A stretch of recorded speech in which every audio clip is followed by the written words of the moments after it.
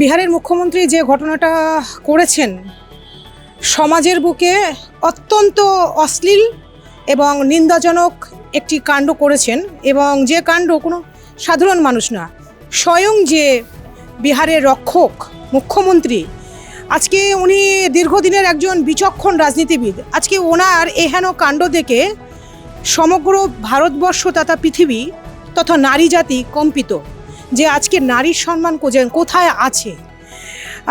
মহিলা হিজাব পরেছিলেন না, শাড়ি পরেছিলেন না, ওড়না পরেছিলেন, বিষয় সেটা না। প্রত্যেকটা নারীর একটা সম্মান যদি দেশের রক্ষক, রাজ্যের রক্ষক যদি দিতে না পারে, সেটা সমগ্র নারী জাতির কাছে একটা ভয়ঙ্কর ঘটনা। তিনি জানতেন যে ওই অনুষ্ঠানে কারা কারা আসবে, কাদের কাদের নাম সিলেক্ট আছে।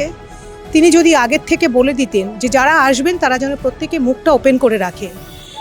এই সংবিধান, গণতন্ত্র, কেউ তাকে অত বড় স্পর্ধা দেয়নি যে একজন নারীর মুখে হাত দিয়ে যেভাবে উনি হেঁচকা মেরে টান দিলেন, সেটা দেখে একজন নারী হিসেবে, একজন ভারতীয় হিসেবে অত্যন্ত লজ্জিত।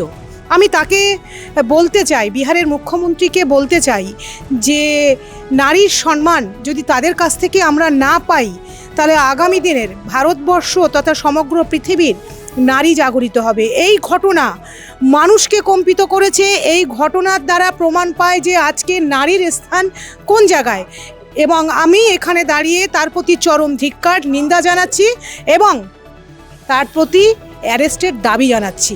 দেখুন, এটা সংবিধান বিরোধী, এটা একেবারে সংবিধান বিরোধী এবং গণতন্ত্র বিরোধী একটা ঘটনা ঘটিয়েছেন, এবং এটাও তার পক্ষে বলতে শোনা গেছে যে উনি অত্যন্ত স্বাভাবিকভাবে এই ঘটনাটা ঘটিয়েছেন।